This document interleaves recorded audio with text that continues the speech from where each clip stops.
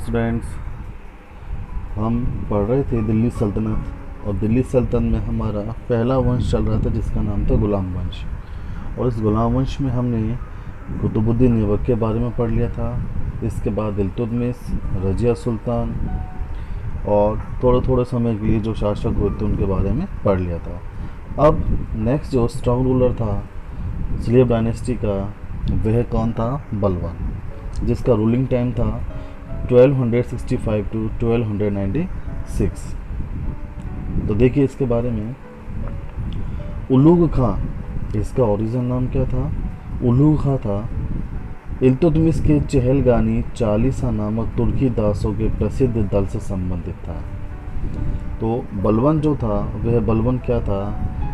चालीसा या चहलगानी एक ग्रुप था, एक समूह था, एक दल था जो किसने बनाया था? इल्तुतमिश ने बनाया था। इल्तुतमिश ने अपने 40 वफादार जो सरदार थे उनका एक ग्रुप बनाया था जिसे चहलगानी या चालीसा कहा गया था। और उस ग्रुप का ही एक मेंबर कौन था? बलबन था। वह 1265 ईस्वी में गद्दी पर बैठ गया था। 1265 ईस्वी में मंगोलों का सामना करने के लिए एक सैन्य विभाग दीवान आरिज को उसने पुनर्गठित किया था। अब मंगोल कौन थे? मंगोलिया के जो ट्राइब्स थी, जो जाति थी, उसे मंगोल कहा गया। और ये मंगोल एक कहते थे एक बर्बर जाति थी, ठीक है, खूंखार जाति थी। और यह भारत पर अटैक कर जब इसने किया तब इनका अटैक रोकने के लिए बलबन ने एक विभाग को दोबारा से स्थापित किया जिसका नाम था दीवाने आरिज। तो दीवाने आरिज क्या हुआ? एक सैन्य विभाग, ये मिलिट्री डिपार्टमेंट हो गया। तो किसको रोकने के लिए किया था? ये मंगोलों को। उसने सिजदा और पायबोश, देखिए बलबन ने दो प्रथाएं, और ये प्रथाएं उसने कहाँ से सीखी थी? ईरानियों से दो प्रथाएं सीखी थी, सिजदा और पायबोश। इनका मतलब क्या होता है? देखिए, सिजदा का मतलब होता है कि राजा के सामने झुककर उसको नमस्कार करना, और पायबोश का मतलब होता है कि राजा के सामने झुककर उसके पैरों को चूमना। ठीक है, समझ में आया आपके? सिजदा का मतलब होता है राजा के सामने झुककर उसको नमस्कार करना, उसको प्रणाम करना। और पायबोश का मतलब होता है कि राजा के सामने घुटनों के बल बैठकर उसके पैरों को चूमना। यह प्रथा उसने अपने दरबार में शुरू की। बलबन दिल्ली सल्तनत के प्रशासनिक ढांचे के निर्माताओं में प्रमुख था। मतलब दिल्ली सल्तनत का जो प्रशासन था उसको एक बहुत ऊंचाई तक ले जाने वाले जितने भी शासक थे उन शासकों में बलबन का नाम आता है। उसने शत्रुओं के प्रति लौह और रक्त की नीति अपनाई थी। अब देखिए, बलबन ने अपने जो शत्रु होते थे उन शत्रुओं के प्रति लौह व रक्त की नीति अपनाई थी। अब इस नीति में होता क्या था? देखिए, इसमें पुरुषों को तो मार दिया जाता था, वे बच्चों और स्त्रियों को गुलाम बना लिया जाता था। तो यदि पूछ लिया जाए आपसे कि बलबन की लौह व रक्त नीति क्या थी, तो इसमें देखिए कि यह नीति वे शत्रुओं के अगेंस्ट यूज़ करता था। और इसमें पुरुषों को तो मार दिया जाता था, दैट मीन्स सैनिकों को मार दिया जाता था, और उनके जो स्त्रियां और जो बच्चे थे उन्हें गुलाम बना लिया जाता था। यह बलबन की लौह व रक्त नीति थी। 1286 ईस्वी में बलबन की मृत्यु के बाद अमीरों के दलीय संघर्ष ने खूनी रूप ले लिया था। 1286 में बलबन की डेथ हो जाती है, और बलबन की डेथ के बाद अमीर जो भी थे वो अमीरों के बीच एक संघर्ष स्टार्ट हो जाता है कि अब राजा कौन बनेगा।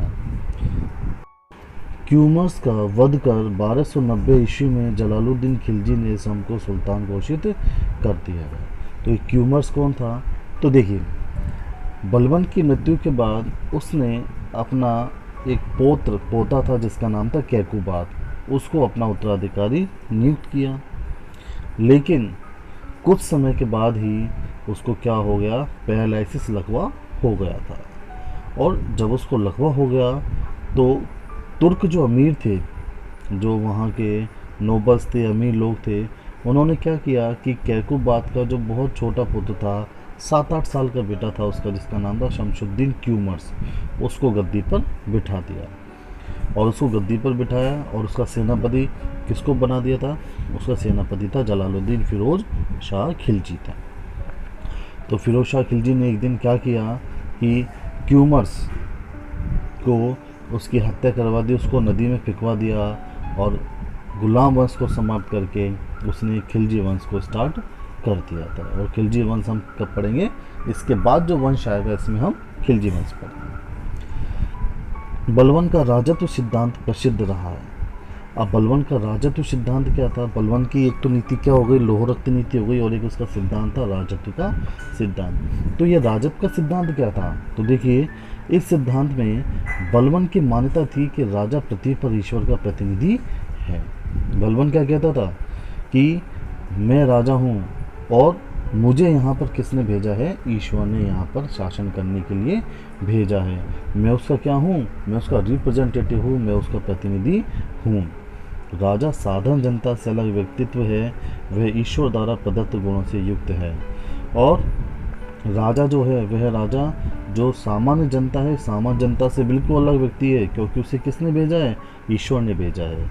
वह ईश्वर के द्वारा उसके अंदर बहुत सारे गुणों को दिया गया है जो उसे शासन करने की शक्ति प्रदान करता है। तो इस प्रकार से जो बलबन था वह अपनी प्रजा को, अपने सरदारों को, अपने अमीरों को डरा धमका कर रखता था। वह क्या कहता था कि मुझे ईश्वर ने भेजा है पृथ्वी पर तुम सब पर शासन करने के लिए। तो यह जो सिद्धांत था, यह सिद्धांत क्या था? राजत्व का सिद्धांत। आगे देखिए, बलबन तुर्क अमीरों के विद्रोह से परिचित था। अब जो विद्रोह होते थे वह विद्रोह अमीरों के बीच थे, और बलबन इसको भली भांति जानता था कि ये तुर्क जो अमीर हैं यह गद्दी प्राप्त करने के लिए क्या करते हैं? विद्रोह करते हैं। इसी कारण उसने दरबार में कठोर अनुशासन बनाए रखा और बहुत स्ट्रिक्ट उसने रूल्स या रेगुलेशन लगा दिए। कहाँ पर? अपने दरबार में, अपने कोर्ट में। कानून व्यवस्था की स्थिति को व्यवस्थित करना। अब जैसे इनमें क्या क्या था कि जो लॉ था, उस लॉ सिस्टम को उसने बहुत अच्छी तरह से मैनेज किया था।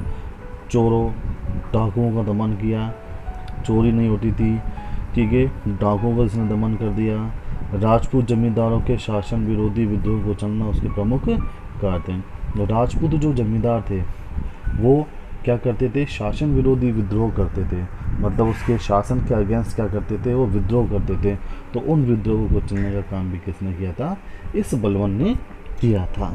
तो ये उसके प्रमुख कार्य थे और ये कुछ बातें थी बलबन के बारे में। तो ये हुआ आपका बलबन, और इसी के साथ आपका यह दिल्ली सल्तनत का प्रथम वंश जिसका नाम था गुलाम वंश, ये समाप्त हो जाता है। नेक्स्ट में हम पढ़ेंगे खिलजी वंश के बारे में। Thank you.